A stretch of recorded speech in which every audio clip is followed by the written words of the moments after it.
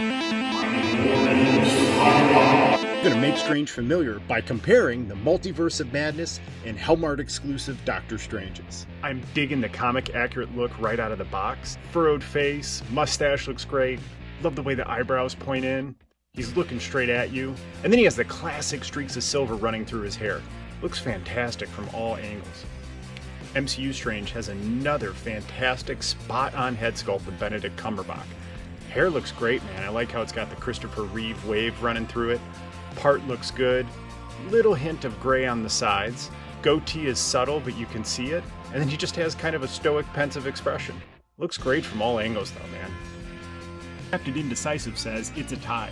I think it just depends on whether you prefer the comic or the MCU look. Wow, dude. I really appreciate the new mold. The Aya Agamotto is tucked in underneath the collar and is fixated to the chest. Man, you can almost see the implied ripples running through his torso. Has really nice sculpt work and piping. I really like how the red and the light blue stands out in contrast to the dark blue. Aya Agamotto is fixed to the chest. You could see the cord running back underneath the collar. Bands on the arms, really cool too, man. Very finely sculpted. The brown adds a nice aesthetic in contrast to the blue, light blue, and red piping. The belt is finely detailed. You can actually see where it's braided running through here to the bottom of the cord. You have a sling ring on the belt, and then some mint blue running through the top, and then the braid work continues all the way around the figure. You can see the nice sculpt detail coming through on the loincloth with the light blue piping underneath, continues on the front.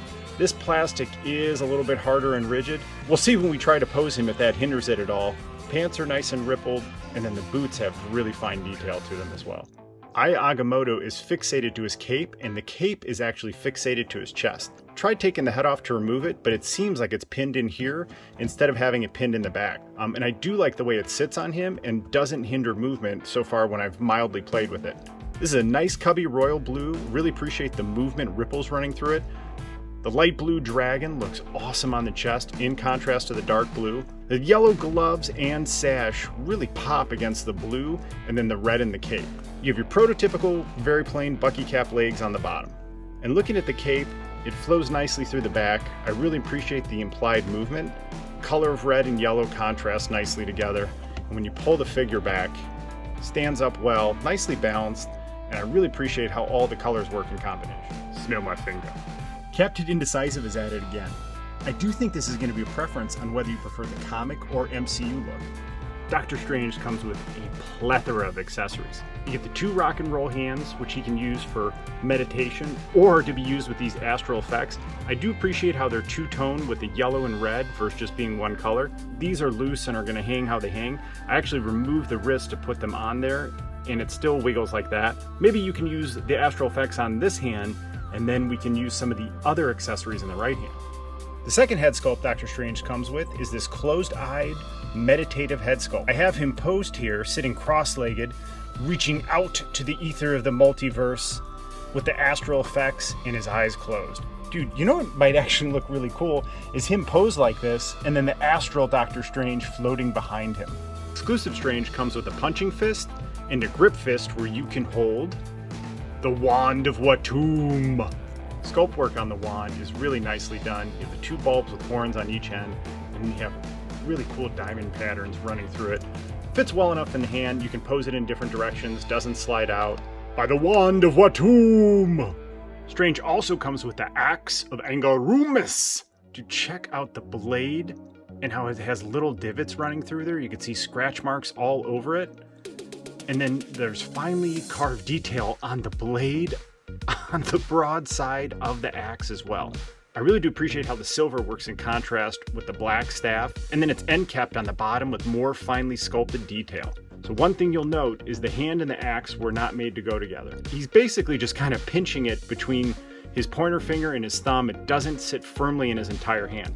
However, you can only lift it about this high because of the cloak of levitation, single pin, which allows him to pull it back. So you can have him in a striking pose, but then you see how this won't sit firmly, so you're kind of at the luck of the draw with how you can get it to balance. But it's actually not doing too bad now that I see it.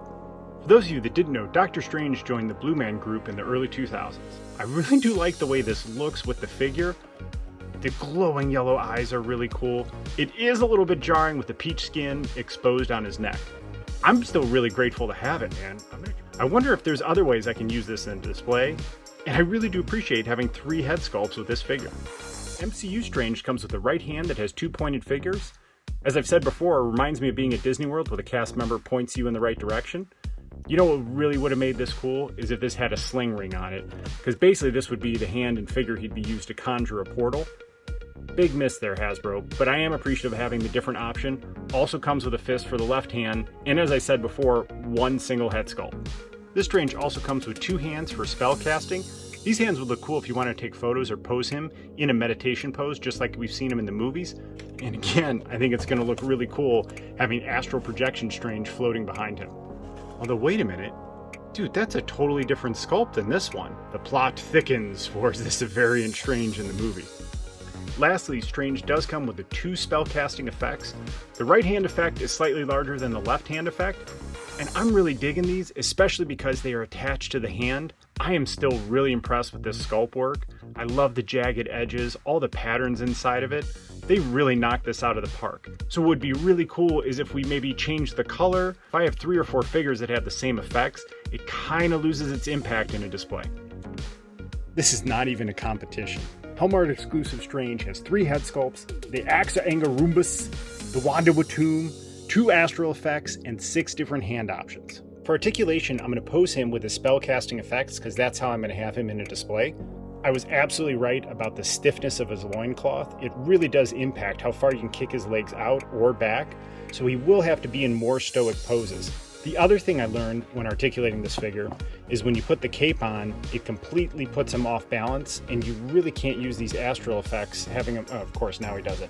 So you really have to have him posed in more of a stoic manner. A couple things I do want to note is you could really see how the cloak of levitation was really not sitting firmly on him, it's hanging off the end. And when you do put the cloak on him, you genuinely do have to have him standing upright like this. Move the cloak, you can appreciate the double pinless elbow joint, which does bend far greater than 90 degrees. The shoulder kicks out nicely, but again, when you have the cloak on, you're going to lose all the impact of this. Just has a standard swivel and crunch, and the knees are double pinless. However, you lose some of it coming back because of the loincloth. Also has nice ankle rocker joints all the way back and forward, which does help with standing in the balance.